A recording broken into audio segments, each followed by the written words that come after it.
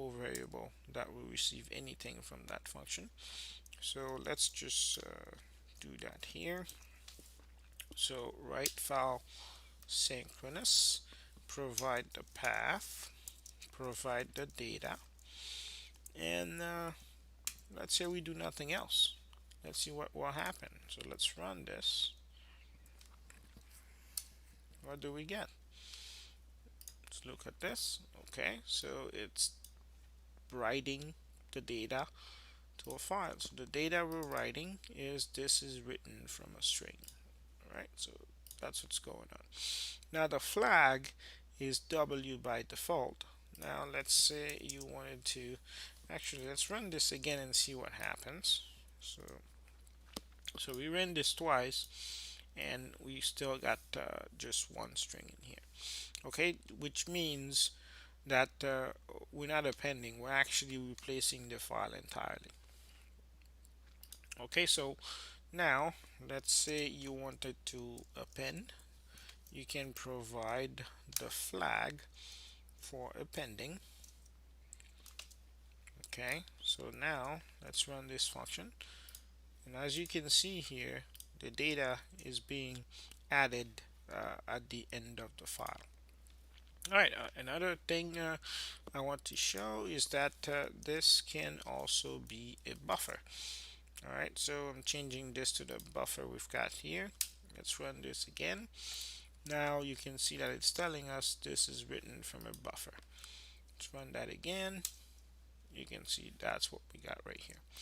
Alright, and that's because the string we've got in the buffer is saying that. Alright, so this is how you would do it synchronously.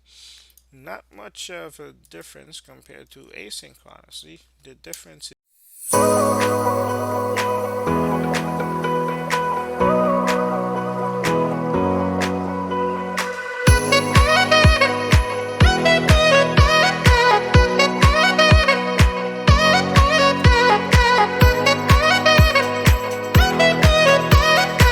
is that you'll be providing a callback. Alright, so let's go ahead and do that. fs.writeFile. Again, we'll provide the path. We'll provide the data. Okay, we know about the flag, so let's get the callback, which will receive an error if there is one. So we always want to check for the error.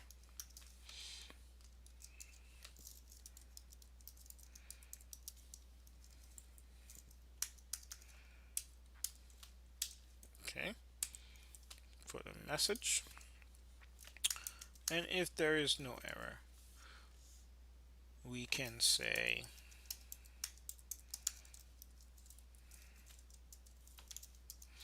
data written successfully.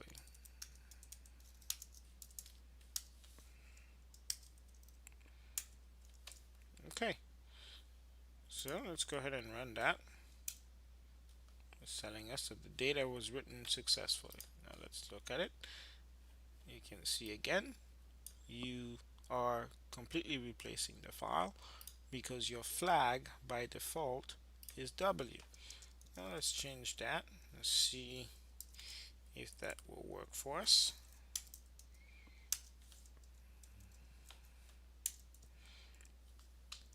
Okay, so let's run again. See what we're getting. Alright, string, and just for the sake of being complete, let's use a buffer here and see how that will work for us. Run that. Written successfully, and now the data is this is written from a buffer. Run it again, it just adds it to the end of the file. Alright, so this is the video, guys. What we've looked at today is two functions that will allow us to write data to a file. The file path that we provide could be a string or buffer.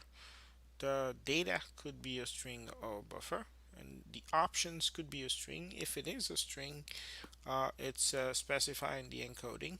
If it is an object, you can provide a property for encoding, property for flag, and property for mode. With the asynchronous version, you can provide a callback that will do something after that file is done writing. And if you are using the synchronous version, you simply have to write it out, and it will write the file for you. It doesn't return anything, it returns undefined. If there is an error, it will simply blow up, but in the callback, you have to handle your errors. Alright guys, so this is the video. Please like the videos and subscribe to the channel if you want to see more. And I guess I'll see you next time. Bye bye.